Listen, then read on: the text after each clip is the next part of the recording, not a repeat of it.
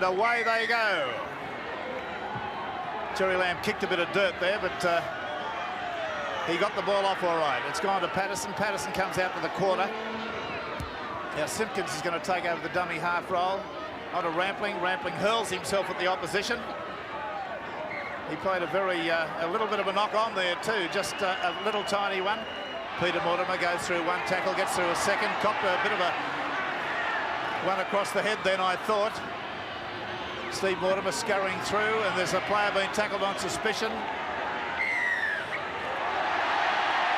Chris Mortimer getting there and throwing a blow. And I think Tony Rampling's the player. No, it may not be Tony Rampling, but there was a blow thrown in anger there.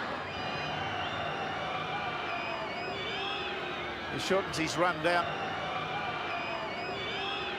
He shortens his run down as he comes in, takes longer steps. As well as was, because it didn't go dead on the full, but there it is, Canterbury 2, Eastern Suburbs 0. Paul Dunn coming from the tap penalty and he's upended. Tony Rampling's the player that's going to be called out here. I think this is a bit of stupid football there. He's left his side 10 minutes short. I think it was to do with the spear tackle, upending him and standing him on his head. Tony Rampling off for 10 minutes. Here's Whitfield. Driven it beautifully, a great goal from the sideline by Colin Whitfield. So Canterbury 4, Eastern Suburbs 0. Melrose, dummies, gets a high bomb in at the moment. There's a fair bit of pressure coming to Hagan, but he defuses that beautifully. It's out to the quarter. This mightn't be the end of play. We have a touch judge coming in. Eastern Suburbs were calling for a penalty for interference to Tony Melrose, who was following his own kick through onto the in-goal area. So I didn't quite catch the Canterbury player. Chris Mortimer, again, the man just putting a bit of a shoulder into Tony Melrose there. Well, it's gone up the back there, over the back, so it's a scoreline now that reads Canterbury 4, Eastern Suburbs 2. There he goes, right up the middle. Oi, Terry Lamb's gone over the halfway line, very nearly through the gap. Steve Mortimer on the fly now, turns it away back to his brother, Peter, who's decked very, very hard. There's some very hard tackling going in out there at the moment, let me tell you. There's another penalty, and pushing the player in the play the ball. Very painful. Colin Whitfield. Well, he's just made it. It was a beautiful kick. Beautiful kick, very straight, but only just went over. So the score now, Canterbury 6. To Melrose was had him locked up before he could make a move. Well taken by Spina. Brendan Hall hasn't quite got the pace to go around his man. Got a good strong fend.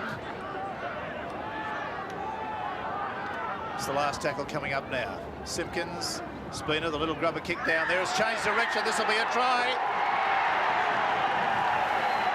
David Smith has come up with it. The ball was intended to go out to the right towards the corner post. It hit a Canterbury Bankstown player, deflected back, and Smith's come up with what was a very soft try. See it again. It's all unfortunate for Michael Hagan, the Canterbury fullback. He had perfectly positioned himself on the right-hand side. It took a deflection. David Smith was chasing the ball through, and that's a great bonus for Eastern Suburbs. Both sides keeping a lot of pressure on each other. Eastern Suburbs, especially the last 10 minutes or so on the Canterbury quarter. Michael Hagan trying to change the direction there in the back play, but that ricochet off the Canterbury man bringing him undone. But Eastern Suburbs have steadily been mounting pressure. Canterbury come out with a lot of mistakes near their own quarter line. 10 minutes now, 10.5 minutes to half-time. He moves in and gets the goal. So the score now reads Canterbury Bankstown 6, Eastern Suburbs 8.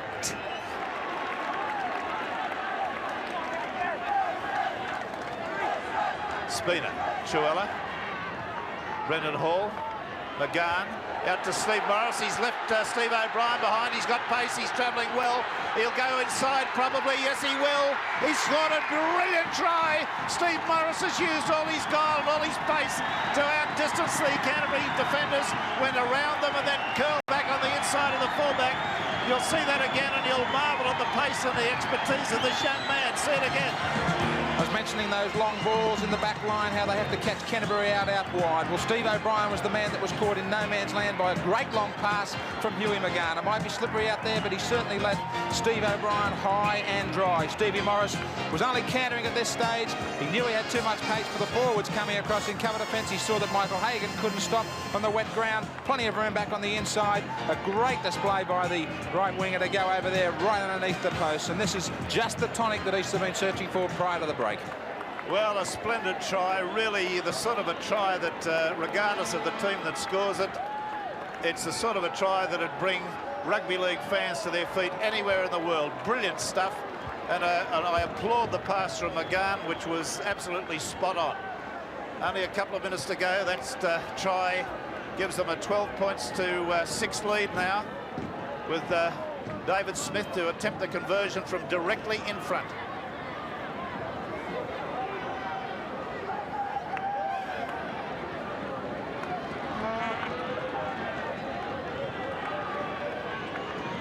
Smith. Again, he's kicked it right out of the ground. So the scoreline now reads Eastern 6. Only about 10 metres out from the line. Eastern Suburbs were very much up offside there in the backs. They went well before. They went away well before the referee. And now we've got an incident here with Terry Lamb. You'll see it on the replay and hear a description. Colin Whitfield lines up for a very important kick. And gets it. So the score now is Canterbury Bankstown 8, Eastern Suburbs 14. Well, Eastern Suburbs have come up with a scrum win. Gary Worth's on the surge. He very nearly got through. Laurie Spina away to Brendan Hall. Hall's gone to try to beat the tackle of Terry Lamb. Couldn't do it. Patterson. Again, some strong defence there. Again, it's Terry Lamb. McGann to Simpkins. Back to McGann. On a Rampling. Rampling's there. He's underneath the post. It's a magnificent try. Well worked out. And the man with the architect behind it was Hugh McGann. Beautiful bit of football from him. Got the ball and quickly let it go. See it again. Great short play from Eastern Suburbs. Their forwards just supporting each other and unloading. Tony Rampling, the man that charges on, and that's the place to score them. Doesn't matter whether you're a winger or a front rower, right under that black dot. Good play from Simpkins. He drew the Canterbury defence. Huey McGann backed up after setting him off on that short little gallop, and Tony Rampling found the space. Stevie Mortimer too late on the scene.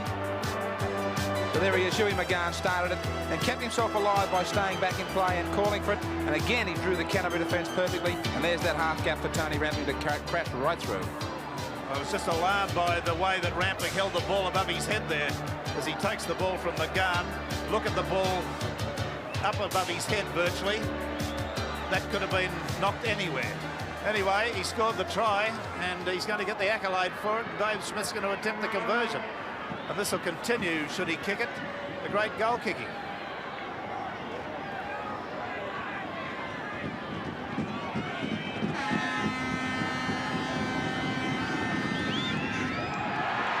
So Dave Smith, as the crowd's noise will tell you, gets the conversion points, and Eastern Suburbs surge away. East 20, Canterbury 8. Well, he's offside, Simpkins. He's got a playing on at the moment. It's Langback. Langback gets it away to Lamb, and Lamb's in for the try. Good refereeing from McCullum. Very good refereeing. He could have penalised Simpkins there, but he let the play go on, and a try was scored. That's what you call smart refereeing. An excellent play by Canterbury too. Terry Lamb has been harassed all night. They've been up on quickly on the outside to force him back in. This time they kept their options open. Lamb himself was the one to back up, and good play from Paul Langmack. He threw the dummy on the outside. The Eastern Suburbs defence was slow to regroup back up on the inside. The hole had been left by Simpkins, who rushed up in the play there. It wasn't filled back on the inside. Just Laurie Spina there to take the drawing pass from Paul Langmack, and Terry Lamb, as always, back there on the inside to complete the move. They were rushing up on the outside, Eastern Suburbs, and they just left this big hole back up on the middle, and Paul Langmack certainly did it all perfectly there for Canterbury in the game once again, well and truly alive. Lamb there's the conversion attempt, so that score makes it now 20 points to 14 in Eastern Suburbs' favour. Yes, Melrose has kicked about 8 times in general play. I'd suggest that 7 of those have been spot on.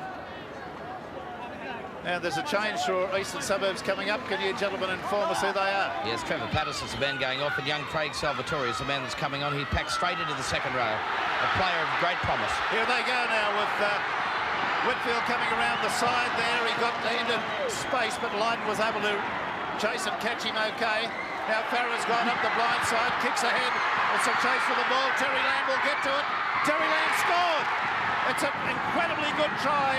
Andrew Farrah took the odds to it. Lydon was out of position. Attempted to go around on the inside and tackle. The Canterbury crowd have gone mad. Lamb's come up with another try. Andrew Farrah's responsible, but see it again. He read the play quickly. He saw there was a gap down the blind side. Andrew Farrah put the chip in. He was going to win the race to the ball himself, but the ball bounced towards Terry Lamb. Well, he's always there for Canterbury Bankstown. Great reading of football by Farrah, though. Joe Lydon caught out badly. He's the winger. He went to the marker position. He should have realised that he had to keep watch down that blind side. He left the gap there for Farrah, and he took advantage of it. And now we certainly have a game tightening right up here. There was nobody down that sideline.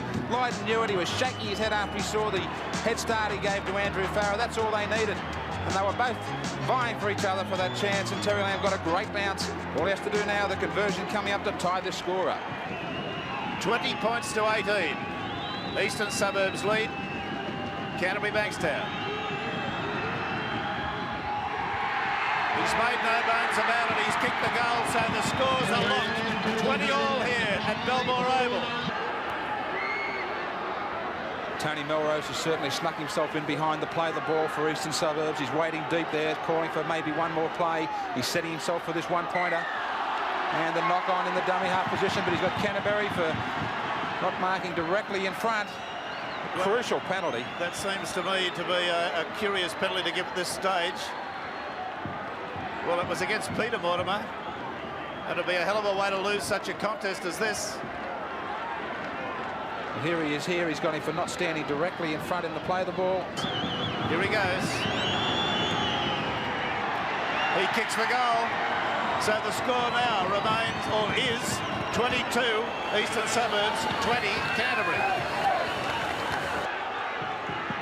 And there's the hooter. And they've won the game. It's been an exciting game too. A marvellous game. The goal kicking has been spot on right throughout. There hasn't been a goal missed. And the scoreline goes this way. Eastern Suburbs 22, Canterbury 20.